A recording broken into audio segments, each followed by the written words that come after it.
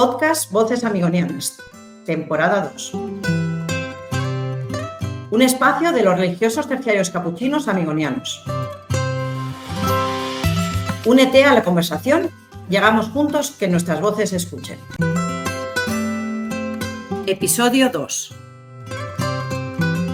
Criterios éticos para la gestión sostenible de nuestras obras. Un saludo a todas y a todos los que formáis la familia amigoniana y estáis escuchando este podcast, que es un proyecto de la congregación producido en esta segunda temporada por la provincia Luis Amigó. Para este segundo capítulo de esta segunda temporada tenemos un tema muy importante para nuestra congregación y para todas las congregaciones e institutos religiosos, que intentaremos abordar desde distintos puntos de vista. Criterios éticos para la gestión sostenible de nuestras obras. Y para ello tenemos 4 invitados, yo creo que de excepción, a los que voy a pasar a presentar. Empiezo por David Alonso, responsable de instituciones religiosas y entidades no lucrativas en CaixaBank, banca privada. David es licenciado en Administración y Dirección de Empresas por la Universidad CEU Luis Vives.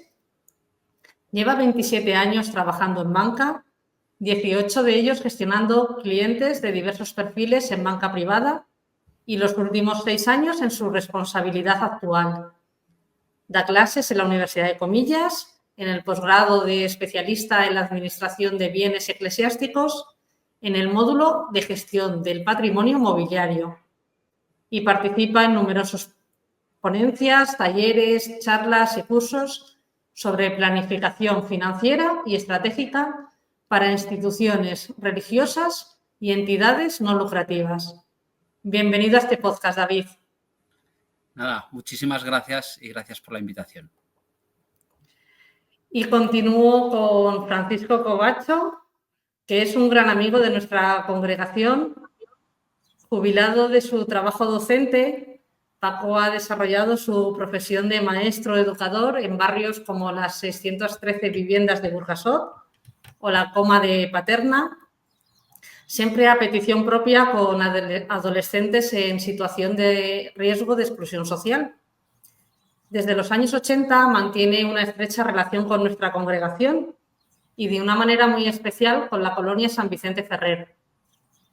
A lo largo de los años ha creado varias fundaciones, una de Amigo de los Mayores, que viven en soledad no deseada, otra de cooperación internacional, con programas para jóvenes desplazados por la violencia, sobre todo en Colombia, y otra, Fundación Novaterra, cuyo inicio se remonta a los años 80 para promover la inclusión social a través del empleo y desde la que se atiende anualmente a más de 1.000 personas. Y de hecho, pues la provincia Luis Amigó es miembro del patronato de la Fundación Novaterra, representada a través de Fray José Miguel Bello. Encantados de tenerte con nosotros, Paco. Pues muchas gracias por contar conmigo en esta conversación y espero ser de alguna utilidad con alguna de mis opiniones. Gracias. Seguro que sí. Gracias a ti. Y llega el turno ahora de Jaime Ovelar, al que tenemos pluriempleado y vamos a tener que poner en nómina porque ya estuvo con nosotros en el anterior capítulo del podcast en el que hablamos sobre el itinerario de los laicos hacia los capítulos. Jaime fue director del Departamento Económico de la Fundación Amigó desde finales de 2017 hasta 2023 y desde octubre de este año es el coordinador del área económica del equipo de titularidad de los colegios Amigó. Bienvenido de nuevo, Jaime, a este podcast. Hola de nuevo, Noelia. Encantado de estar aquí con todos vosotros. Y termino con Fray José Antonio Morala, religioso amigoniano. Forma parte de nuestra comunidad de la ciudad de los Muchachos Agarimo de Arteixo, La Coruña. Es director del centro y director territorial de la Fundación Amigó en Galicia. Y desde el punto de vista económico, pues fue economo provincial de 2007 a 2010 y tesorero de la Fundación Amigó de 2006 a 2016 y forma parte, al igual que Jaime, del equipo de discernimiento para la situación económica de la provincia para el futuro. Un placer poder contar con tu presencia hoy, José Antonio. Gracias por invitarme y es una alegría estar formando parte de este coloquio que esperemos pueda ayudar a alguien y, entre otras cosas, sacar algo limpio de este tema. Muchas gracias. Pues tras la presentación del excepcional plantel de invitados que tenemos hoy, pues vamos a entrar ya en materia. Y quiero empezar con una pregunta de economía para principiantes, como es mi caso, y me imagino que el de muchas de las personas que nos escuchan. Una pregunta que quiero formular tanto a José Antonio Morala como a Jaime Ovelar. ¿En qué nos diferenciamos como congregación que somos de una empresa en cuanto a nuestra gestión económica? José Antonio, empezamos contigo, si te parece. A ver, aparentemente no deberíamos de tener ninguna semejanza. Es decir, cuando cualquiera de nosotros ha llegado a la congregación o empezamos en esta aventura, no pasa por nuestra cabeza nada que tenga que ver con el mundo empresarial. Incluso aquellos que hayan podido tener más relación antes de ser religiosos tienen claro que ese mundo no es el que hemos venido aquí a vivir. La realidad es que desde fuera nos construimos como una entidad que vive en una sociedad de mercado, una entidad que vive además que es gerente de obras sociales, de obras educativas, y al final nos convertimos en patronos de un montón de empleados, de personas que trabajan y que tenemos unas obligaciones legales, fiscales, laborales, y tenemos más en común con el mundo de la empresa. Sin embargo, yo creo que el punto de partida, el origen de nuestro ser, nos tiene que hacer ser muy diferentes al funcionamiento de una empresa.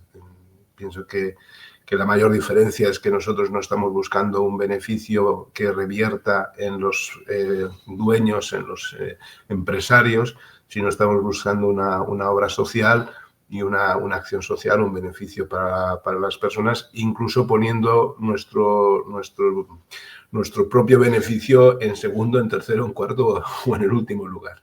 Eso yo creo que sería la mayor diferencia con el mundo empresarial, pero nos viene muy bien también conocer para poder realmente hacer bien nuestro trabajo desde esa perspectiva. Gracias, José Antonio. Jaime, háblanos tú también de estas diferencias. Bueno, a ver, José Antonio lo ha dicho muy bien. O sea, nosotros realmente, por el tipo de entidad que somos, nos diferenciamos bastante de una entidad, o sea, de una empresa al uso. De entrada, que somos una entidad sin ánimo de lucro. O sea, nosotros no buscamos potenciar el beneficio de la forma que sea para repartir dividendos. No, nosotros no repartimos dividendos. Nosotros lo que buscamos es la sostenibilidad de nuestros centros. Me da igual que sean colegios que centros propios.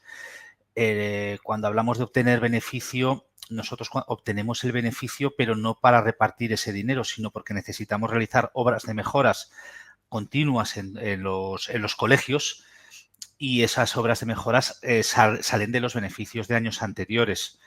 Me refiero, sí es cierto que en cierta medida nos parecemos un poco a la empresa privada en que necesitamos generar recursos, pero generamos esos recursos para realizar mejoras en nuestros centros que al final redunda en mejorar la calidad de la enseñanza que estamos dando a todos nuestros alumnos y alumnas.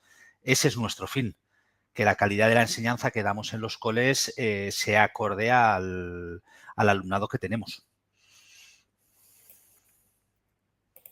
Gracias, Jaime. Y ahora quiero preguntarle a David, como experto económico que es, seguro que cuando un administrador o economo de nuestra congregación piensa en economía, puede que muchos lo vean como una losa por la dificultad y la falta de conocimientos económicos y de gestión del patrimonio. ¿Podrías indicarnos algunos documentos de la Iglesia Católica que pueda iluminar a los administradores? Bueno, pues, a ver, yo voy a nombrar 4. La verdad es que si me pongo a describirlos uno a uno, podríamos tirarnos un buen rato, así que voy a ser muy, muy breve en la descripción de cada uno de ellos, ¿vale? El primero, que para mí diría que es un poco el libro base, ¿vale? Que se llama Economía al servicio del carisma de la misión. Es un documento del año 2018. Es un documento reflexivo, diría yo, yo soy laico y efectivamente, pues cuando veo economía digo, bueno, pues aquí debo tener un manual de instrucciones, ¿no? Pero yo diría que son reflexiones que ayudan bastante o pueden ayudar a un ecónomo, a un administrador a poner base. Lo que pasa que sí es cierto que después hay que desarrollar estas cosas, es decir, hay que tener elementos para poder desarrollar y para poder llegar, digamos, a obtener, digamos, los correspondientes, como decía tanto José Antonio y Jaime, ¿no? Recursos necesarios para la sostenibilidad de un instituto, de una diócesis, de una institución religiosa en general, ¿no? Y efectivamente yo creo que lo importante es tener un poco las bases. Yo resaltaría de este documento 4 aspectos que para mí es importante. Uno de ellos habla del tema de planificación financiera y planificación estratégica, que para mí es el eje central de absolutamente todo. Una institución religiosa necesita realizar una planificación estratégica y financiera de medio o largo plazo con objeto de conseguir la sostenibilidad económica de una institución. Efectivamente, no se van buscando beneficios, pero sí se van buscando pues que el dinero sostenga toda la parte, toda la misión, todos los, digamos, todas las actividades que un instituto desarrolla y una cosa muy importante también, mantener a los miembros de la institución, que es un tema muy, pero que muy relevante, ¿no? El segundo tema diría que habla del tema de la formación, que yo creo que es una cosa importante, hace mención a ello. Otro de los temas muy importantes, que esto sí que es derecho canónico puro, que es la determinación del patrimonio estable. Creo que da una guía, bueno, aproximada de cómo hacer ese cálculo de patrimonio estable, aunque todo tiene que ver, y volvemos a lo mismo, al tema de planificación financiera, y habla algo de las inversiones financieras y efectivamente de todo lo que es el patrimonio inmobiliario y financiero, ¿no? Como digo, es muy reflexivo. Si queremos un documento un poquito que entre un poco más en materia en la parte económica, en la gestión financiera, o sea, los activos financieros, los activos líquidos, yo creo que me iría al Código de Conducta de Confer. El Código de Conducta de Confer es un documento que además se sustenta en el Código de Conducta de la CNMV y además también en el propio documento de Economía al servicio del carisma y de la misión, ¿no? Yo creo que es un documento que simplemente establece una serie de principios de cómo gestionar el dinero bajo criterios de prudencia, bajo criterios de liquidez, bajo criterios éticos, ¿vale? Que precisamente hablamos un poco hoy de esto. Y yo creo que, bueno, son reflexiones. Y el que quizá define un poquito más qué tipo de activos en los cuales se reflexiona un poco más en qué puedo invertir, es el manual de inversiones de la Conferencia Episcopal. Aquí sí que habla ya más de activos monetarios, renta fija, renta variable y define un poco qué tipo de activos en los cuales se puede invertir, que yo creo que deja bien claro que todos esos activos son utilizables para una institución religiosa con objeto de la base de lo que estábamos hablando, de la sostenibilidad. Y el último de los documentos es Mensuram Bonam, es el documento más reciente, es 2022. Este es un documento que no tiene que ver tanto con la gestión, pero sí tiene que ver con la parte ética, con la parte de la doctrina social de la Iglesia, que yo creo que es muy importante. O sea, al final se invierten en activos financieros y esos activos financieros, efectivamente, pues no puede ser cualquier activo. Yo no puedo invertir en una compañía armamentística. No creo que sea lo lógico ni esté avalado, lógicamente, por la doctrina social de la Iglesia. Yo creo que es un documento bastante reflexivo, que hay que leerlo con un poquito en profundidad y ver qué posibilidades existen, que las hay, pero lógicamente las entidades tienen que estar preparadas para poder, digamos, ayudar y aproximar bien este tipo de inversiones. Pues David, muchas gracias, muy útil y muy completa tu respuesta, sin ninguna duda. Gracias. Y quiero preguntarle a Paco Covacho, con la amplia experiencia que tiene él en entidades sin ánimo de lucro, pues otra pregunta para ir situando el tema de hoy. ¿Qué implica el concepto sin ánimo de lucro en la gestión económica de nuestras obras? Bueno, ya se han dicho algunas cosas, pero está claro que lo que no solo significa es que ninguna persona utilice la gestión de una asociación o fundación para tener un lucro personal, sino que ni siquiera la asociación o la fundación debieran utilizar de modo más o menos explícito la la acción de carácter social que realiza la entidad para capitalizarse y llenar sus cuentas con fondos que no se apliquen a la misión de la entidad. Yo creo que podemos encontrar entidades que legalmente eran sin ánimo de lucro, pero que en realidad pues, han servido para hacer negocios y enriquecerse de modo individual o colectivo, y no solamente pues, de carácter empresarial puro, sino bajo las fórmulas de fundaciones, ¿no? No voy a mencionar ninguna, seguro que todos tenemos en la cabeza alguna. Y yo creo que no solo puede ser considerada sin ánimo de lucro una entidad de carácter social, porque hay empresas sociales que incluso por estatutos no pueden repartir beneficios.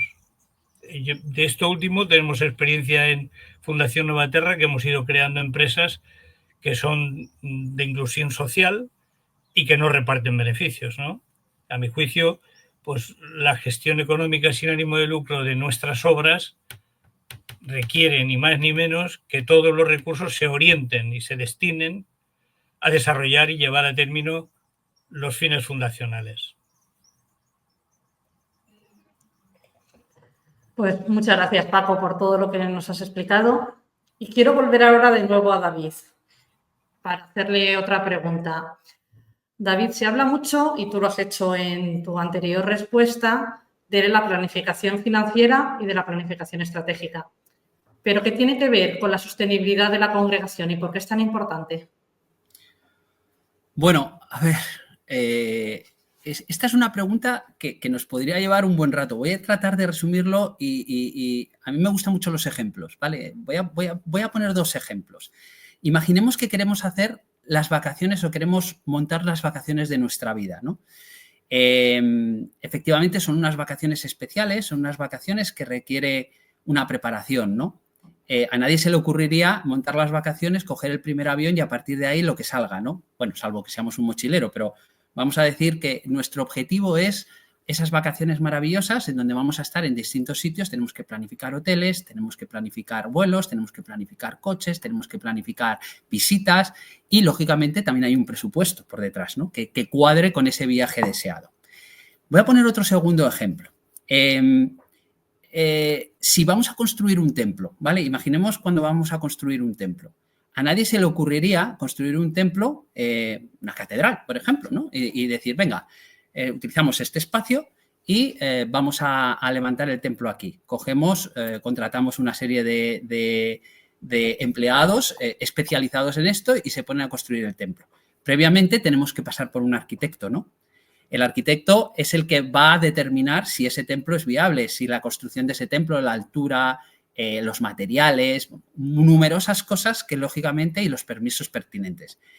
Bien, después de pasar por ese arquitecto, a lo que pasamos es a empezar a construir ese templo, ¿no? Empezamos, lógicamente, por los cimientos, las bases, que son muy importantes, y la construcción definitiva y el mantenimiento de ese templo. Bien, como digo, en el mundo financiero, ¿vale? En el mundo de la gestión patrimonial ocurre un poquito lo que estaba diciendo con este ejemplo del tema de las vacaciones y con la construcción del templo. Efectivamente, utilizar los activos financieros puede ser un activo monetario, conservador, alineado y demás, pero son medios para alcanzar fines. Por lo tanto, igual que yo no me pongo a comprar productos o no debería comprar productos de una manera sin tener muy claro hacia dónde quiero ir, lo mismo ocurre cuando construyo un templo. Previamente tengo que pasar por el arquitecto. Pasar por el arquitecto es el documento, digamos, el papel que soporta todo nuestro proyecto. Y ese papel se llama planificación financiera o estratégica. Bien, economía al servicio del carisma de la misión, al cual hacía referencia anteriormente, recoge y voy a leer textualmente porque lo que dice, ¿no? Muchas de las instituciones no llegan a ver la luz porque no están sustentadas por un proyecto o una planificación financiera. Por tanto, para asegurar el uso eficaz de los recursos disponibles, se debe recurrir a instrumentos adecuados de definición de objetivos de medio y largo plazo, planificación estratégica, programación económico-financiero y evaluación continua del cumplimiento, control y gestión. Bien, como digo, es muy importante establecer un plan, una guía y unos objetivos. Yo voy a después a definir en esta respuesta también un poco cuáles serían los distintos pasos. Como digo, esto llevaría incluso horas el poderlo explicar. Yo tardo horas o tardo un tiempo en el posgrado, por ejemplo, que damos, en el que entramos en profundidad en esta casuística, pero quiero dejar estas pequeñas menciones para que se entienda. Por planificación financiera se entiende o se define que es la elaboración de un plan organizado, detallado y personalizado que asegure alcanzar objetivos financieros determinados previamente, así como los plazos, costes, recursos necesarios para que sea posible. Y por planificación estratégica se puede definir, que parece lo mismo pero es algo diferente, es el proceso de crear un plan para alcanzar tus objetivos estratégicos. El proceso de planificación estratégica tiene varias partes, que es de lo que quiero comentar después. Implica recopilar información, desarrollar la estrategia y gestionar el desempeño una vez que el plan está en marcha. Por tanto, animo a cualquier institución religiosa, a cualquier diócesis, instituto, incluso fundación, a que establezca un plan. Ese plan, digamos que tiene como distintos pasos. Yo voy a definir esos pasos y con esto contestaría un poco a la pregunta como una primera aproximación. Pero los pasos más o menos que se deben seguir es primero establecer lo que se llama un DAFO o una matriz DAFO. Un DAFO al final no es más que una reflexión que debe incorporar a varios miembros, por ejemplo, algún tipo de consejo, asuntos económicos que pueda tener, en el cual se establecen, digamos, qué debilidades, amenazas, fortalezas y oportunidades están a día de hoy. Y esto sí que tiene un poco hilo con la parte empresarial. Decía José Antonio y Jaime, ¿no?, que son diferentes y estoy absolutamente de acuerdo. Una institución religiosa nada tiene que ver con una empresa ni con una entidad con ánimo de lucro. Pero no dejemos de mirar al mundo empresarial y a las empresas y utilicemos aquellas cosas que puedan ser útiles para el sostenimiento, ¿no? Y el tema del DAFO es una cosa que se utiliza mucho a nivel empresarial, ¿no? Es decir, son reflexiones. El CAME lo que hace es simplemente dotar de contenido a ese DAFO, es decir, si tengo una debilidad, ¿cómo la voy a cometer? Si tengo una amenaza, ¿cómo puedo reducirla? Si tengo una oportunidad, ¿cómo la voy a aprovechar? Si tengo una fortaleza, pues ir a por ella, ¿no? Después, si existen inmuebles, que lógicamente pueden existir inmuebles, puede ser también una parte de sostenimiento, puede haber algunos alquileres o puede ser simplemente una fuente de gastos, ¿no? Hay que hacer un estudio, un inventariado del patrimonio inmobiliario. Hay que hacer un estudio de planificación financiera, establecer qué dinero cuento a día de hoy, cómo lo voy a administrar, qué rentabilidad me gustaría obtener o necesitaría obtener para alcanzar todos los objetivos y centrándonos mucho, sobre todo en la parte de los institutos de vida consagrada, lo que es la parte de los miembros dependientes, es decir, todo lo que tiene que ver a partir de la edad de retiro, de los 67 años aproximadamente, 67, 70 años, lógicamente es una fuente de gastos muy importante a día de hoy, como consecuencia de la situación actual de las instituciones y, por tanto, hay que trabajar mucho eso. Y hay que trabajar conjuntamente mis activos inmobiliarios y mis activos financieros de forma conjunta, de una manera holística. Hay que presentar un informe de planificación financiera que se debe revisar cada 2 o 3 años, ¿vale? Y utilizar a alguien que realmente pueda ayudarme y que conozca bien una institución religiosa para marcarme bien qué tipo de carteras debo tener, qué política de inversiones debo establecer para alcanzar todos estos objetivos con rentabilidades determinadas, etcétera, etcétera. Un manual de instrucciones, como decía al principio, con el ejemplo del tema de la catedral, ¿no? Una vez establecida la política de inversión, que es importante, que es el manual con el cual nos vamos a guiar, terminaríamos con la definición del patrimonio estable. El patrimonio estable es derecho canónico, se debe determinar de alguna manera, pero ya digo y anticipo, y no quiero alargarme más en la respuesta, anticipo que para poder calcular el patrimonio estable es necesario previamente haber hecho una planificación financiera, una planificación estratégica, determinar qué tipo de activos son estables, forman parte para el objetivo de la misión y el mantenimiento de la institución. Y todo aquello que es necesario vender o desprenderme o simplemente liquidarlo o simplemente gastármelo porque lo voy a necesitar en el corto plazo. Básicamente, con esto un poco respondería la importancia y, como digo, esto daría para una temática casi de hablar de 1 hora y no quiero extenderme mucho más. Espero no haber sido bastante concreto en ese sentido y que la respuesta por lo menos haya aproximado. Muchas gracias, David. Mucha información y, bueno, yo creo que es muy útil para todos todo lo que nos has contado. Entonces, quiero ir ahora también a la reflexión para José Antonio y para Jaime. ¿Cómo podemos buscar la sostenibilidad de nuestras obras? José Antonio, me gustaría que tú nos dieses el punto de vista de los centros.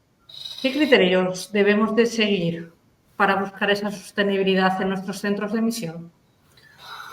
A ver, el tema de la sostenibilidad yo lo ligaría a una visión de tú cuando tienes que una entidad, una empresa, tiene que sacar un beneficio o sacar un margen suficiente para que pueda haber una continuidad en su acción, normalmente tiene dos opciones, o aumenta los ingresos o disminuye los costes, ¿no?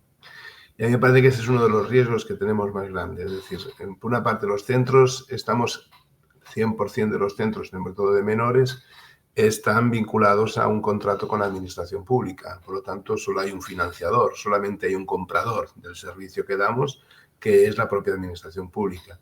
Ellos estipulan el coste o lo que te van a pagar y tú tienes que ajustar ese presupuesto a ese coste o ese ingreso que te van a hacer realizar.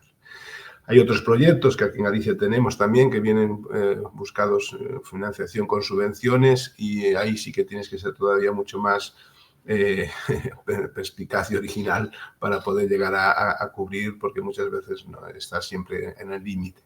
Pero los centros de menores en particular, lo que yo creo que no se debe hacer nunca, y en eso tenemos que ser muy coherentes, es disminuir costes a costa de la calidad del servicio que estamos dando a los menores que atendemos y a las personas que son nuestros beneficiarios directos, ni tampoco podemos reducir costes a costa de tratar a los propios trabajadores en una política salarial que no solamente no sea legal, sino que incluso no sea justa. De hecho, la congregación, junto con la Fundación Amigó, tomó una determinación hace unos meses, haciéndonos eco de las necesidades de los propios trabajadores, de aumentar por encima del convenio de protección y reforma a todos los centros que estaban vinculados a ese convenio nacional, que pagaba auténticamente muy poco, y sabiendo que eso generaría pues estar menos competitivo con otras entidades y tener una situación económica más precaria, optó por aplicar una subida significativa, porque creemos que la justicia social con los propios trabajadores es esencial para poder ser lo que somos. No podemos querer aplicar la justicia del Evangelio con los niños y no con nuestros propios trabajadores que forman parte de nuestra propia entidad. Por lo tanto, yo creo que esos dos son los límites que no podemos cruzar. Sobre el tema que se ha dicho antes, no sé si puedo decir una cosa, el tema de las inversiones financieras, yo me atrevería a decir una cosa, aunque puede ser que a lo mejor alguno no piense lo mismo, ¿no? Pero la trayectoria, yo cuando llegué en el 2007 a la congregación de Conomo, yo me di cuenta que en casi todas las situaciones de escándalos financieros estaban metidos las congregaciones. Uno por uno estaban metidos todas las congregaciones. No hace falta nombrar los escándalos que todos conocemos, Gescartera, algunos más que ha habido por allí. Y a mí me parece que es uno de los mayores riesgos que tenemos, el poner en manos primero creernos que somos dueños del dinero, que por lo tanto podemos gestionarlo para sacar el máximo beneficio que podamos y creernos que sabemos, o dejarnos asesorar por personas que en el fondo lo que están buscando es su propio beneficio. Con lo cual yo soy partidario de ser extremadamente riguroso, colectivo, es decir, participativo en las decisiones y sobre todo extremadamente conservador en cualquier inversión financiera que realicen las congregaciones, porque no estamos jugando mi dinero para poder sacar un beneficio, sino que estamos jugando el patrimonio que tienen las personas a las cuales atendemos y la congregación para poder dar ese servicio. Por lo tanto, a mí me parece que en eso tenemos que ser especialmente conservadores y especialmente cuidadosos. Eso sería un poco lo que pensaba. Gracias. Muchas gracias, José Antonio. Pues tras tu intervención me gustaría que ahora fuera Jaime el que nos hablase desde la perspectiva de los colegios, de pues eso, qué criterios debemos de seguir en los colegios para buscar esa sostenibilidad. A ver, la sostenibilidad de los colegios, hablaba José Antonio antes de los centros propios que están financiados por las administraciones públicas, nosotros en parte también. El problema es que las administraciones públicas no cubren prácticamente nada de lo que son los costes de los colegios. Entonces, siguiendo un poco lo que estaba diciendo antes David, lo que hace falta de entrada es una buena planificación a un medio largo plazo. Ser conscientes de dónde queremos estar, dónde queremos llegar para dar la mayor calidad de la enseñanza a nuestros alumnos y alumnas, y en base a eso seguir unas políticas muy claras y muy rigurosas a un corto y medio plazo, porque eso es lo que nos va a garantizar el que no estemos invirtiendo ahora en una cosa que dentro de 3 años llega a una dirección nueva y la cambia. No. Vamos a marcar una política congregacional, una política institucional que nos lleve a hacer unas inversiones coherentes, pero hablo de inversiones de obras, aquí no me estoy metiendo en inversiones financieras, y nos permita tener un criterio. Luego, para garantizar esa ética de entrada en las grandes obras, lo que hay que hacer es presentar los proyectos a varias entidades fuertes, a ser posible, potentes, y que te presenten presupuestos en sobrecerrado. Y analizar, por ejemplo, una primera ética es en obras muy importantes, sobrecerrados, y analicemos la propuesta real sin saber realmente qué entidad nos la está ofreciendo. Así nadie podrá dar nunca obras a quien le guste, no, sino vamos a hacer al mejor proyecto que nos presenten. Dentro de la congregación, nosotros, tanto a nivel de Consejo Provincial como de equipo de titularidad, hay protocolos para selección de proveedores, para solicitud de presupuestos para obras. Yo creo que en ese sentido tenemos que estar contentos tanto en la Fundación Amigo como en los colegios, de que ya hay mucho camino avanzado, queda por mejorar, queda muchísimo. Las políticas de compliance hay que seguirlas muy bien, porque el compliance fundamentalmente va a nivel financiero, y esa parte la tenemos que tener muy, muy clara. Lo que pasa es que sí es cierto que también tenemos que tener cuidado, porque la sostenibilidad de nuestros centros a veces es complicada. Los financiadores públicos no pagan, los coles tienen, la natalidad es cada día menor, el número de alumnos en los coles, por desgracia, cada día va bajando, porque ya no se tienen tantos niños como antes. Entonces los coles tienen que tirar de imaginación para ofrecer nuevas cosas, para demostrar que tu educación es buena. Y por suerte, por desgracia, en este caso hablo como padre también de una niña que es alumna de uno de nuestros colegios, los padres somos los que asumimos en gran parte el coste de financiación de nuestros centros. Pero para ello las familias también tienen que ver que eso vuelve a revertir en obras de mejoras en los centros. Y una cosa que a mí me suele repetir mucho José Antonio, en este caso como lo tengo aquí, lo quiero decir, nosotros no podemos dejar atrás a ninguno de nuestros alumnos y alumnas. Tenemos familias más pudientes y familias menos pudientes. Dentro de esa sostenibilidad también tenemos que acordarnos de esas familias que muchas veces pues les cuesta hacer frente a algunos de los pagos que hay que hacer, y en muchas ocasiones pues debemos otorgarles becas. Eso también entra dentro de lo que es la misión nuestra. No podemos olvidarnos nunca de esas familias que están más necesitadas y cuyos hijos e hijas se merecen la misma educación de calidad que el resto. Y en eso estamos. A ver, es complicado. En los coles la situación no es tan fácil como antiguamente, como hace igual 20 años. Pero bueno, yo creo que las cosas se van haciendo bastante bien, aunque todavía nos quedan cosas por mejorar. Muchas gracias, Jaime. Pues quiero volver ahora a Paco Covacho, que me gustaría que nos diese el punto de vista de un experto conocedor, como es él, de las entidades sin ánimo de lucro. ¿Cómo logramos el necesario equilibrio entre ser una entidad sin ánimo de lucro y ser una entidad sostenible, sin perder de vista las cuestiones éticas que debemos seguir en nuestra gestión económica? Bueno, José Antonio ya ha tocado algunos puntos que evidentemente no voy a repetir, ¿no? Pero después de sus años de experiencia como ecónomo y demás, pues, en fin, es evidente que tenemos claro que sin ánimo de lucro no puede significar presupuestos que acaben con déficit que no podamos cubrir. la sostenibilidad de nuestras obras, las que sean, es imprescindible o se caerían. Eso es un principio básico. Y para ello yo creo que, por no abundar en lo que ya se ha dicho, yo creo que cualquier entidad social debe ser capaz de diversificar sus fuentes de financiación. A mi manera de entender y por mi experiencia personal y demás, pues toda entidad social debe ser capaz de construir, estar preocupada siempre y ocupada en construir una base social lo más amplia y sólida posible.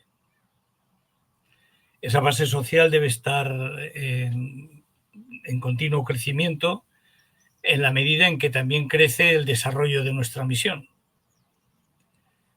Y yo creo que no solo por el aporte que gota a gota da una cantidad con la que podemos contar para presupuestar, sino porque si creemos de verdad que en el valor de nuestra misión, debemos ser capaces de dar a conocer y contagiar sin complejos ese valor a personas y entidades de la sociedad.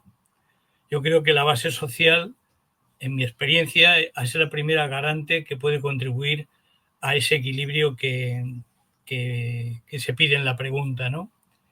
Y es la que más cerca está de la ética que nos exigimos para nuestra gestión económica. Por otra parte, ensanchar la base social es también garantizar la capilaridad social y de extensión de nuestra misión, ¿no?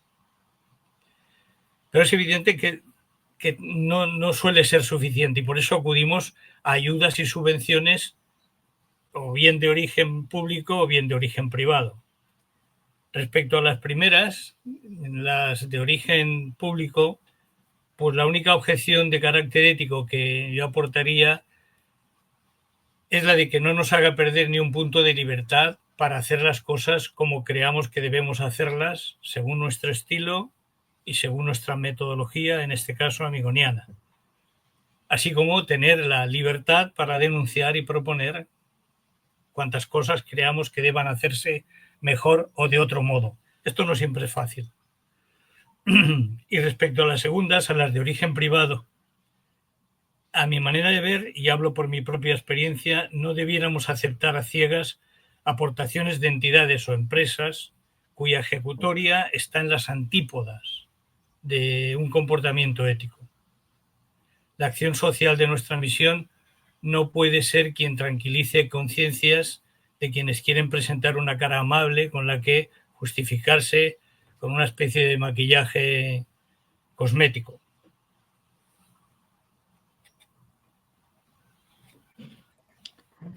Pues muchas gracias, Paco, por todo lo que has contado y yo creo que es muy importante tener en cuenta de lo que nos has hablado. Quiero volver ahora a la gestión sostenible de nuestros colegios y centros, empezando por José Antonio. ¿Cómo podemos aplicar en la gestión de nuestras obras todo lo que ya aplicamos en la pedagogía amigoniana como exigencias? Tú hablabas antes de que muchos de nuestros centros o proyectos, casi todos, están conveniados con las administraciones públicas. ¿Cómo lo hacemos en estos casos? A ver, a mí me ha tocado vivir situaciones donde la administración pública pagaba muchísimo menos dinero de lo que podía necesitarse.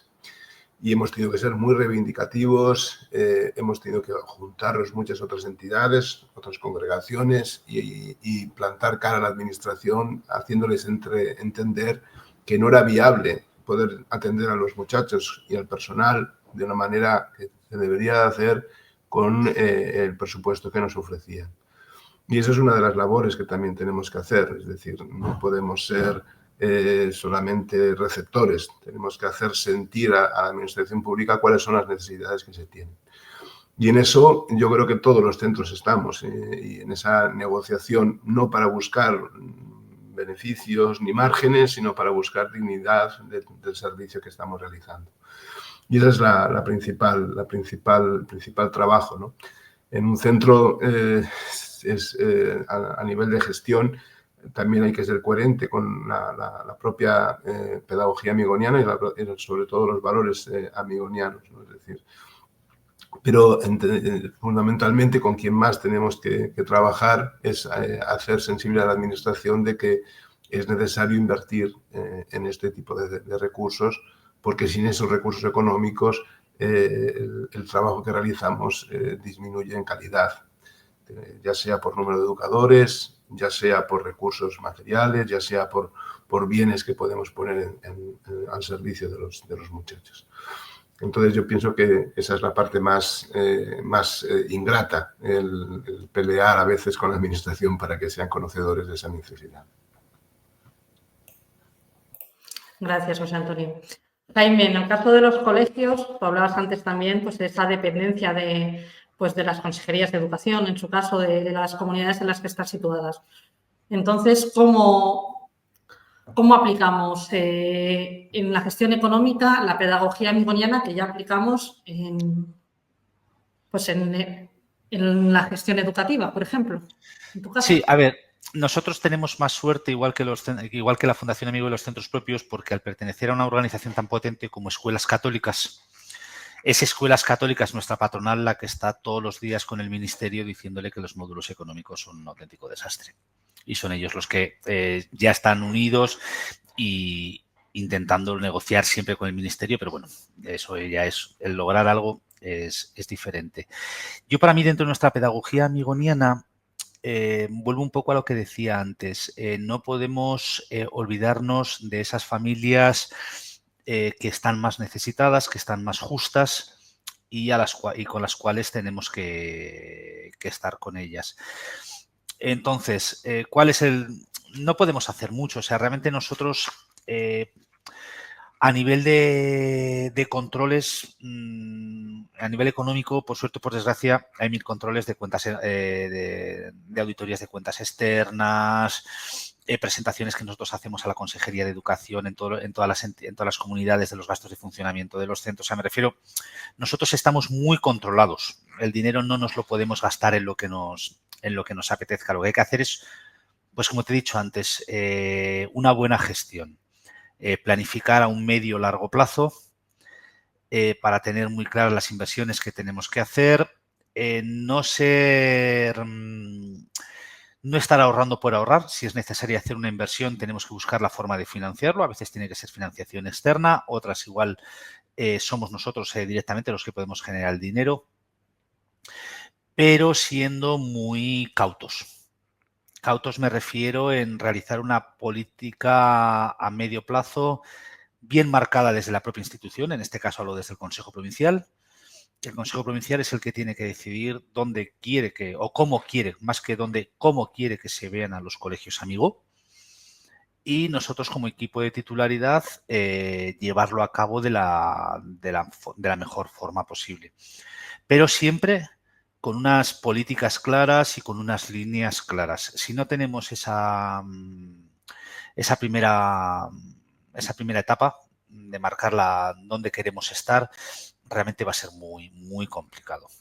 Yo te hablo desde los colegios, de lo que yo he conocido en este año y pico en los colegios. La gente en los colegios es muy consciente. Estuve 6 años en la Fundación Amigo. La labor de las direcciones de los centros de la Fundación Amigo y de los educadores y educadoras es increíble. O sea, creo que hasta al personal que tenemos no tenemos que hablarle de nuestros alumnos, de nuestros chavales, porque lo tienen clarísimo. Es gente que está por vocación. Y esa vocación se nota. O sea, yo creo que eso es una de las cosas que tenemos que tener muy claras dentro de nuestras entidades. Tenemos un personal que es increíble. Lo que pasa es que a veces, pues un poco como decía José Antonio, no nos dotan de los suficientes recursos. Entonces, por un lado, nosotros en los colegios no podemos exprimir a las familias, no somos una entidad para estar exprimiendo a las familias hasta el último euro que tengan, porque no puede ser. Y aquello que les damos, o sea, aquello que les pedimos, nosotros lo tenemos que aprobar con el Consejo Escolar, que está formado por familias, por miembros de familias también. Lo que sí les demostramos es que lo que les estamos pidiendo es justo, que no es que estemos facturando por facturar, que no es que queremos sacar dinero hasta debajo de las piedras, no. Les demostramos, les presentamos las cuentas de los colegios y ellos entienden que cuando hay que cobrar una aportación voluntaria, que cuando se está, o sea, para la congregación, que cuando nosotros el comedor lo queremos cobrar a este precio, no sé, las extraescolares a este otro, es por algo. O sea, todo tiene una justificación y va avalado con el visto bueno del consejo escolar, que esa es la parte que para nosotros está muy bien, porque se habla tanto con profesores como con familias. Todo el mundo es consciente, hay una transparencia muy clara, que para mí es muy importante, y esa transparencia hace que luego las familias, a la hora de aportar, pues lo hagan sabiendo dónde va el dinero a lo que ellos están pagando. Gracias, Jaime.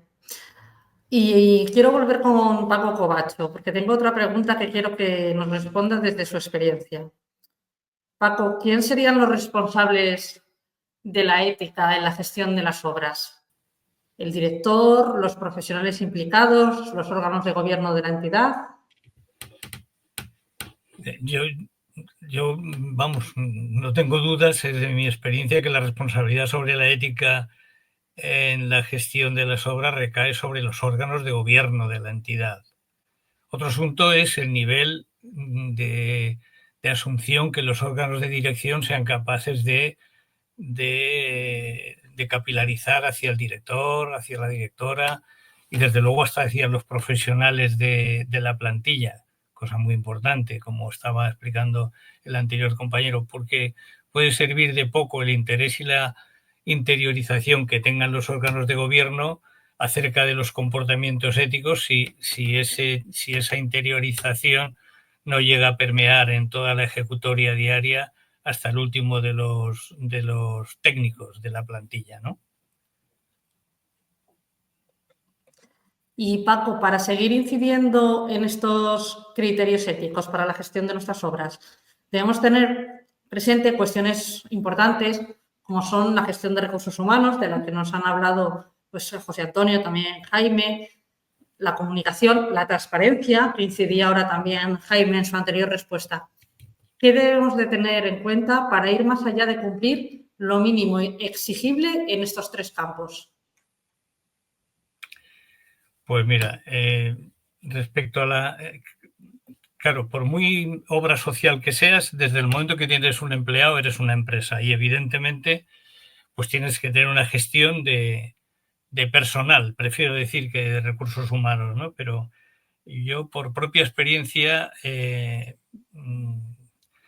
creo que la gestión de las personas suele presentar los problemas pues más agudos y que más dolores de cabeza y más hacen sufrir a los que a veces tenemos que lidiar con ellos, ¿no? Cuando alguien acude a una entrevista de trabajo para un puesto, y esto a nosotros nos pasa todos los días también, ¿no? Todo el mundo tiene una vocación social kilométrica, ¿no? Y una identificación absoluta con la misión de la entidad, con los valores y tal. Pero luego eso debe ponerse a prueba, evidentemente, ¿no? Y con alguna frecuencia, pues no resulta tener aquella dimensión de cuando la persona era candidato o candidata, ¿no? En nuestras organizaciones en las que yo he vivido, junto a la competencia técnica, pues tiene un valor enorme, un peso y una importancia muy grande los valores que cada cual trae y que es capaz de desarrollar o no. Los problemas de gestión de personas, a mi juicio, son los que producen grandes alegrías y también penosas decepciones que hay que gestionar con lo que supone de doloroso en este último caso. No podemos construir un quehacer alineado en valores con la misión si alguien no los comparte. Y eso a veces pues supone tener que prescindir de alguna persona, ¿no? Mi criterio es que, así como ningún proyecto debe atropellar a ninguna persona debe dañar un proyecto si no está alineada con la misión. Suele ser doloroso, pero necesario. En cuanto a lo que preguntaba sobre la comunicación, pues yo creo que tiene mucho que ver con la sostenibilidad, con la generación y el cuidado de una amplia base social, pues de voluntarios, de socios y tal. Lo que no se conoce no existe. Y para dar a conocer hay que comunicar. Y a veces no somos conscientes, demasiado conscientes desde el tercer sector, desde las entidades sociales, de que debemos ser capaces de comunicar más y mejor. Dar a conocer lo que hacemos, orientado a la misión, para ganar pues nuevos simpatizantes, voluntarios, colaboradores. Eso es, a mi juicio, ensanchar y consolidar la base social. Y hay que encontrar el punto justo, que lleguemos en tiempo y frecuencia, pero que no cargue ni machaque ni atosigue, ¿no? Se trata de encontrar el punto en que lleguemos al corazón, a la conciencia de las personas, pero sin caer en la pornografía del sufrimiento, de la pobreza o de como a veces se hace. Y eso no siempre es fácil, pero es imprescindible. Y una pincelada respecto a la transparencia. Bueno, pues en una sociedad en la que la desinformación, las mentiras, los bulos, las informaciones intrascendentes y falsas, que son un auténtico chaparrón que nos ciega a tantas personas, pues debemos presentarnos siempre como entidades y personas que no ocultamos ni maquillamos nada de lo que es importante, que podemos ofrecer toda la información sobre nuestro quehacer, sobre el cómo lo hacemos y sobre el por qué lo hacemos. Pues muchas gracias, Paco, por compartir tu experiencia y tus conocimientos en estos 3 ámbitos con nosotros. Vuelvo de nuevo ahora a Jaime Ovelar y a José Antonio Morala para hacerles 2 preguntas que quiero que me respondan de nuevo desde su experiencia en la dirección de centros y en la dirección económica de los colegios. ¿Tenemos líneas y políticas claras de los criterios éticos que deben regir nuestra gestión? Jaime, en tu caso, háblame de los colegios. Sí, a ver, o sea, ya no es que haya documentos, que los hay, documentos del equipo de titularidad y documentos que vienen del Consejo Provincial. Pasa como eso pasaba igual en la Fundación Amigó, que venían del patronato y de nuestro sistema de calidad. Yo creo que, aparte de eso, el personal que yo conozco a nivel de gestión de centro, o sea, de direcciones, tanto de Fundación Amigó como de colegios, la gente que está en las direcciones es gente de confianza, gente de la casa, con la cual yo la ética que les conozco en el trabajo no tengo ninguna duda. O sea, ya no te hablo solo de documentos que estén hechos por nosotros, que los hay, los hay. Y a nivel económico encima ya no es solo que te marque la ética, es que es lo que te he dicho antes, a nivel económico ya externo, marcado por la ley, hay tanto control en entidades como en fundaciones, por ejemplo, que aunque no tuvieses ética, lo más fácil es que te acaben cazando. Yo te hablo de auditorías que hoy en día se hacen de los conciertos, auditorías económicas que hay de cuentas todos los años, los impuestos que tenemos que presentar. O sea, a nivel ya legal estás muy vigilado. Nosotros tenemos documentación dentro de los colegios que viene del Consejo Provincial y del equipo de titularidad, y aparte yo vuelvo a repetir lo que me he encontrado en las direcciones tanto de centros de menores como de colegios. Es gente de la casa y con una ética importante, una ética muy alta. Sí, yo no tengo duda. ¿Y en el caso de los centros, José Antonio? No se te oye, José Antonio. Sí, ya, perdón. Documentación al respecto. A ver, desde el año 2007 se implantaron ya manuales de economía, ¿no? En la provincia, en las comunidades, hubo un primer esbozo de manual para los centros y colegios. En el año 2015 la congregación saca un manual de administración por la Curia General, un estudio que se realizó con una comisión general al respecto, en donde no solamente daban principios y digamos, valores, sino también entraba con funcionamiento práctico sobre el tema de cómo funcionar los presupuestos y eso. Una de las líneas que más subrayaban en este manual del 2015 es el tema de la colegialidad, es decir, ninguna administración en los centros, en los colegios, en las comunidades, debe ser tomada por una persona únicamente. De hecho, en las provincias se genera una comisión económica, en la Curia General también tiene que haber una comisión económica que analiza, que opina, que versa. No es la decisión de una persona con buena fe. En la pequeña economía de los centros, quizá este principio está un poquito menos afianzado. Quizá al final el director determina un proveedor, el director, y quizá no exista ese tipo de contraste siempre y cuando desde la administración provincial, desde los órganos superiores, no hagan ese esfuerzo de contraste. Ese riesgo existe. Y ese riesgo de personalismo, de individualidad, de decir yo con mis criterios defino qué es lo que tengo que hacer, qué es lo que tengo que hacer, ese existe en los centros, existe en los colegios y existe en toda acción humana. Yo creo que sí que tenemos en ese sentido unas líneas muy claras, pero quizá todavía nos falta avanzar algo en la praxis, de tal manera que las decisiones sean mucho más colegiadas, que haya mucho más contraste, que lo hay, pero yo creo que podríamos todavía generar ser más puros en ese proceso. Y al hilo de esto, José Antonio, ¿qué mecanismos de control serían necesarios y podríamos aplicar para garantizar esa coherencia ética? Yo creo que la transparencia que hemos hablado anteriormente para mí es una de las peleas más importantes de mi vida. Desde que empecé en el mundo de la administración, antes incluso del 2007, ya en la Comisión Económica Provincial, yo siempre he dicho que la transparencia es lo único que nos garantiza el hacer las cosas de manera más certera y corregir los errores. De hecho, yo desde todos los años que estuve de administrador siempre contaba en los informes que hacía aquellas cosas que habían sido más difíciles de gestionar, aquellas dificultades que más existían, era lo primero que decía, porque de alguna manera me parecía que era lo que nos salvaba de caer en ese ocultar situaciones que al final es por donde entran todos los grandes problemas de nuestra vida.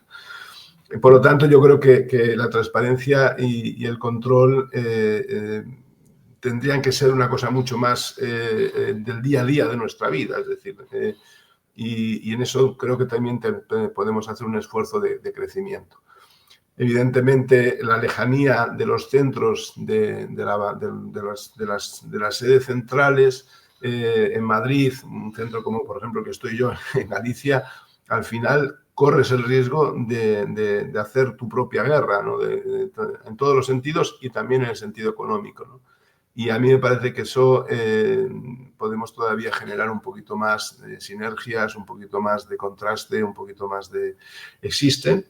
Nosotros funcionamos con presupuestos que presentamos todos los años, con una economía ya contabilizada, de tal manera que toda la contabilidad está vista en tiempo real por los órganos también de gobierno, con lo cual sí que existen muchos mecanismos de gestión y se ha avanzado mucho en eso.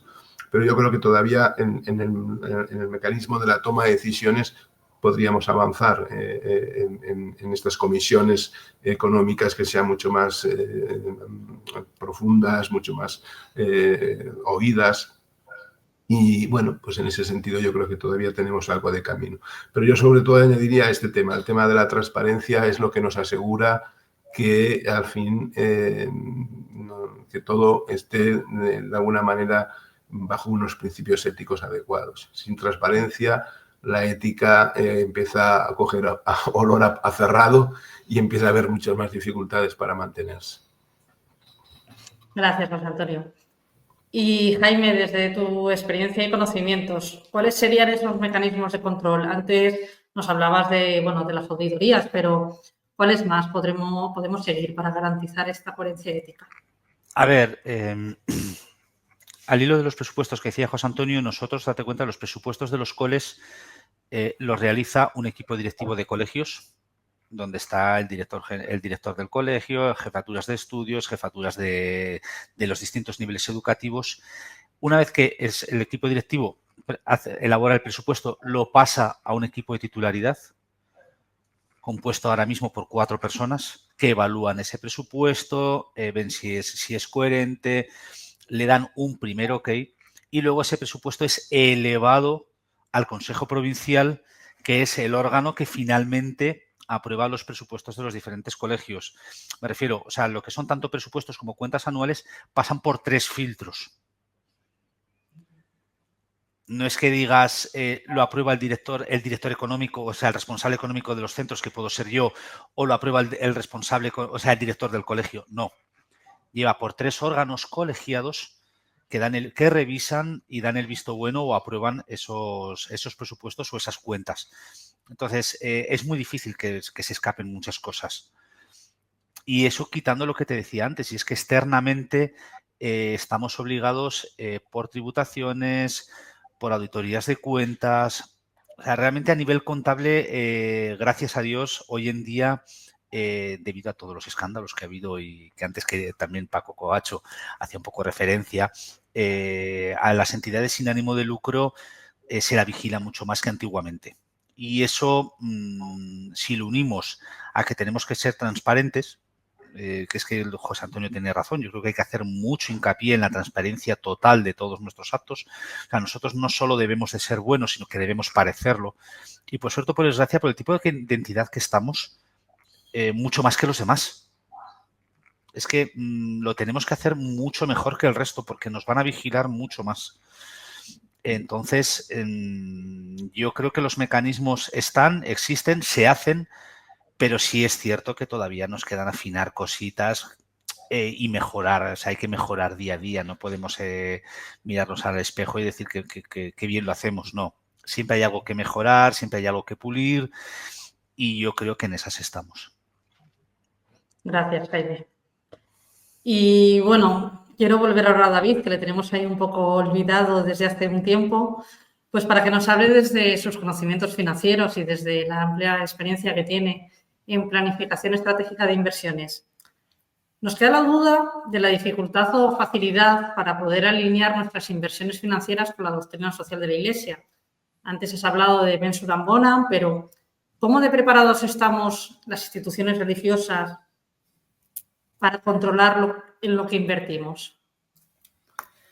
Bueno, pues es una buena pregunta y hilando un poco con lo que decía Jaime, ¿no? Efectivamente, una institución religiosa o el tercer sector en general se precia por hacerlo todo muy bien, ¿no? Se les va a medir con otra vara completamente diferente, ¿no? Y en el tema de las inversiones financieras, pues efectivamente no es sencillo, ¿vale? Parto de este punto. Diría que en los últimos 4 o 5 años la cosa ha cambiado mucho para bien. Eso significa que el mundo de las inversiones éticas, sostenibles, quizá alguno haya oído hablar de las ESG y demás, inversiones bajo criterios medioambientales, sociales, de buen gobierno y demás. Todo eso efectivamente ha cambiado bastante y yo creo que nos aproximamos hacia criterios más éticos a la hora de invertir, ¿vale? Dicho esto, ¿es fácilmente controlable? Bueno, es complejo, quiero decir, desde el punto de vista de una institución, para controlarlo ellos mismos, es decir, un equipo económico que pueda haber y que quiera determinar si el conjunto de sus inversiones, sea un fondo de inversión, sea una acción, un bono y demás, cumple los requisitos de la doctrina social de la Iglesia y me aproximo a esa línea más que a los criterios solo ESG, efectivamente no es sencillo porque hay que tener herramientas, ¿vale? Y esas herramientas, por suerte, vamos a decir, y vuelvo a decirlo, cada vez hay más, cada vez existen herramientas de control que tienen principalmente, suelen tener las entidades financieras, las que gestionan los fondos de inversión normalmente, las entidades bancarias que invierten en este tipo de herramientas, que son capaces de hacer filtros desde el punto de vista de la doctrina social de la Iglesia. Quiero decir que además existen ya fondos de inversión que en sus folletos, ¿vale? En sus folletos es el reglamento, es la norma, quedan reflejados que se gestionan bajo criterios de la doctrina social de la Iglesia. Hay muchos, en Europa hay muy poquitos, pero hay algunos. Pero se pueden hacer mandatos específicos o se pueden pedir a entidades financieras que se hagan mandatos específicos e incorporar esa línea de actuación que es vigilar la parte ESG o la parte de doctrina social de la Iglesia. Como digo, la normativa europea a día de hoy ha evolucionado muchísimo y establece además los fondos de inversión, por ejemplo, que yo creo que eso es muy habitual, la utilización de muchas instituciones en diferentes artículos que se llaman, artículo 6, artículo 8 y artículo 9. Artículo 6 sería el común de los mortales, es decir, un pupurrí de muchos fondos. Los artículo 8, digamos que ya aproximan determinadas medidas, y artículo 9 sería lo que se denominaría inversión de impacto, ¿vale? Que es medible de alguna manera, que se puede medir que esa compañía no solo puede obtener beneficios, sino que además impacta desde el punto de vista social, medioambiental o de buen gobierno. Mensuram Bonam es un documento que, como digo, es muy reflexivo. Lo que me encuentro en la gran mayoría de los documentos de Iglesia Católica es que muchos de ellos hablan de muchas reflexiones, hacen muchas aproximaciones, pero después no llegan a aterrizarlo. Como digo, y por resumir 4 cositas de este documento para no alargar excesivamente, ¿no? En el punto 39 del documento, ¿vale? Después de haber hablado de la importancia, porque Mensuram Bonam, digamos que lleva un subtítulo que dice medidas basadas en la fe para inversores católicos, un punto de partida y una llamada de acción, ¿vale? Después de todas esas reflexiones que realiza y de la importancia del católico y de la institución religiosa a buscar, digamos, inversiones que estén alineadas con la doctrina social de la Iglesia, dice: determinar como una inversión íntegra los principios de la doctrina social de la Iglesia puede resultar complicado. Esto en el punto 39, como a la mitad del documento. La información suele ser incompleta y no estar disponible. Las afirmaciones suelen ser difíciles de validar. Bien, dicho todo esto, efectivamente hay entidades que están capacitadas de poder hacer una labor de investigación y además de determinar y justificar con informes si estas inversiones que tienen dentro de los fondos de inversión, en sus activos directos, como puede ser un bono, puede ser una acción, si cumplen esos requisitos, cómo se aproximan y ver si existe alguna incompatibilidad con estos principios de la doctrina social de la Iglesia. Aparte, hay cosas muy importantes. Decía, no sé si era José Antonio Jaime, no sé quién lo comentaba, pero la importancia también de los proveedores, ¿no? Muchas veces, cuando una institución religiosa contrata a alguien, yo creo que José Antonio era quien lo comentaba, ¿no? Es decir, asegurarte que con quien estoy trabajando es alguien que por lo menos está alineado, que tiene esa orientación a todos los efectos, ¿no? Y yo creo que es muy importante que cuando una entidad financiera da servicio a una institución religiosa en general, también debe tener incorporados determinados criterios éticos básicos en sus políticas de inversiones y que además estén reflejados en algún tipo de documento, que el cliente lo pueda ver, que el cliente lo pueda comprobar y que no solo eso, sino que además haga algún tipo de informe que aproxime. No solo eso, también yo creo que como entidades somos responsables privadas con beneficios, somos responsables de todo lo que ocurre a nivel mundial. Y efectivamente, si somos una entidad que nos preciemos para dar un servicio al tercer sector, también es importante aproximar todos nuestros conocimientos, toda la potencia que puede tener una entidad. Es importante que lo haga votando en las juntas de accionistas por el poder que tiene y la cantidad de millones que puede gestionar una entidad financiera. Y segundo, también aproximando o haciendo una aproximación a los comités de dirección, puesto que las entidades financieras, las gestoras, tienen unas participaciones relevantes que pueden hacer cambiar la dirección de la cotización de la propia acción. Por tanto, siempre digo que el dinero es capaz de mover dinero. Si una entidad quiere, una entidad privada tiene capacidad, pues puede hacer cosas en su favor. Entonces, en resumidas cuentas, ¿es fácil? No, no es sencillo, pero sí que existen medios y que hay entidades que están preparadas para poder dar información de esas inversiones que estén pues alineadas o lo más alineadas posibles a la doctrina social de la Iglesia. Como digo, y siempre digo en este sentido, digamos, vivimos en un mundo de pecadores y si lo que vamos buscando realmente son santos, pues efectivamente hay muy poquitos. Tenemos que encontrar lo mejor que hay dentro de la sociedad y sobre todo tenemos que intentar todos conjuntamente el evolucionar positivamente para que, digamos, el mundo de la empresa, el mundo privado, el mundo de la inversión sea lo más ético posible en ese sentido. Muchas gracias, David. Pues creo que hemos abordado este tema de la gestión sostenible de nuestras obras y los criterios éticos a seguir desde diversos puntos de vista. Y bueno, no quiero abusar más del tiempo de nuestros invitados y de nuestros oyentes. Y creo que ha llegado el momento de poner punto y final a este segundo episodio del podcast. Dar las gracias a David por haber aceptado nuestra invitación para estar hoy aquí. Creo que hemos aprendido mucho de tus amplios conocimientos y de tu gran experiencia en este ámbito. Muchas gracias. Gracias a vosotros por la invitación. Espero que sea de utilidad. Seguro. Muchas gracias también a Paco Covacho, que haya estado también en este podcast y, bueno, pues su aportación basada en tantos años de experiencia en la gestión de entidades sin ánimo de lucro. Y gracias también, Paco, pues por tu cariño y disponibilidad con la congregación desde hace tantos años. Gracias a vosotros siempre. Nuestro agradecimiento también a José Antonio Morala por su participación en el podcast hoy, pues compartiendo tantos años de apostolado al servicio de la congregación y de la Fundación Amigo. Gracias, José Antonio. Gracias a vosotros y un saludo. Y dar de nuevo las gracias a Jaime Avelar, que a este paso pues ya le voy a poner de copresentador en el podcast, de tanto que recurrimos a él. Gracias pues por compartir tus conocimientos y experiencias hoy pues en un tema tan distinto al del capítulo anterior. Muchas gracias a vosotros, Noelia. Un placer. Y bueno, pues por último dar las gracias también a Cristian Arias de la Oficina General de Comunicaciones por su apoyo técnico y de producción en este podcast y os esperamos a todos en el siguiente episodio.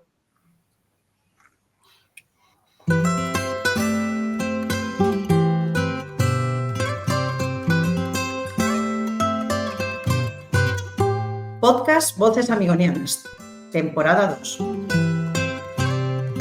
Un espacio de los religiosos terciarios capuchinos amigonianos. Únete a la conversación y hagamos juntos que nuestras voces se escuchen.